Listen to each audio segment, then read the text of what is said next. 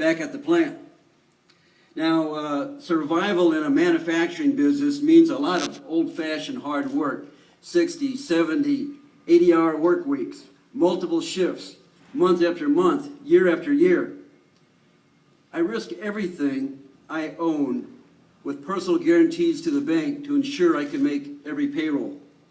And every day we'd fight the competition, struggling to find ways to improve, improving productivity and efficiency and passing along the savings to our customers. And then I experienced the pride that comes when an employee has the confidence to make a down payment on a car or a home because they believe in the future of the company. For more than a century, we've been manufacturing personal care products found in most American homes. And I'm proud whenever I see "Made in the USA" stamped on those products. Woohoo! Yeah! Unfortunately, while we've been manufacturing products, our representatives in Washington have been manufacturing debt, manufacturing waste, and manufacturing red tape while spending away our future. Let's face it, if the label says "Made in Washington, D.C., it costs too much and does too little. Yeah! Woo! Amen. While I was taking care of our employees and growing the business, I depended upon the people we sent to Washington to make the right decisions for our country. So now, after all these years, my business is strong, but our country is at a crisis. Our manufacturing jobs, fleeing excessive regulations, have moved overseas and south of the border. Our politicians are spending like there's no tomorrow. Our national debt is up to our eyeballs with, China breathing down our neck. And I just came to realize, like many of you, that career politicians with political experience alone, are just unable to restore the American dream. They have no answers. They have lost their way because they have no real world experience to guide them. We simply cannot afford to continue to re-elect the same people and hope for change. That's right. Well said. Our economic crisis requires new leadership. Leadership with experience of being a manufacturer and a job creator. Leadership with a conviction of conservative principles.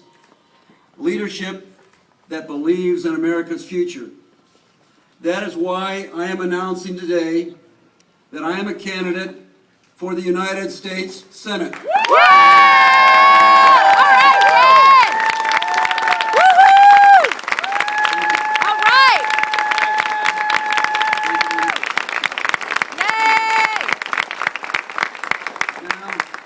I know what the pundits and elitists will say. This guy doesn't have any experience or qualifications as a politician. Precisely. But I'll match my experience as a manufacturer and a job creator against a career politician's resume of borrowing and spending anytime, anywhere. All right.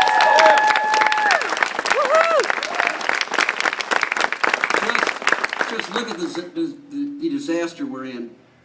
To start with, Senator McCaskill teamed up with President Obama and forced $1 trillion takeover of our health care against the will of the majority of Americans. In their twisted logic, they claimed Obamacare would save us money. On the economy, Senator McCaskill and President Obama promised that if they spent $800 billion on so-called stimulus, jobs would be created. It's been a total failure. And they keep on doing what they've always done, hoping for a different result.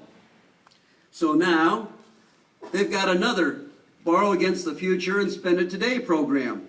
Again, it's just one more multi-billion-dollar stimulus plan that most small businesses said will not spur them to add jobs. And here they go again. Senator McCaskill and President Obama's solution to solve this reckless spending is to raise taxes. As a manufacturer, I tell you, taxes kill jobs. That's right. Amen. We need real, lasting, productive jobs, private sector careers that allow families to build a foundation of prosperity and economic security, not temporary government jobs funded by tax and debt and spending. Now, you know, I have always been proud to have served as an infantry officer in the United States Marine Corps. And in the Marines, we had a saying, lead, follow, or get out of the way. President Obama has failed to lead, and Senator McCaskill has failed to follow the will of the people of Missouri. It's time for them to get out of the way so America can start working again.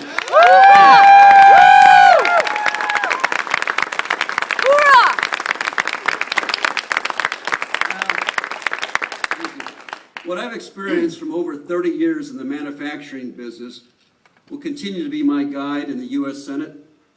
I learned a very important lesson when I took charge of the family business. The smart financial guys showed up right away. They told me what we needed to stimulate business growth was massive spending on new buildings and new equipment, all by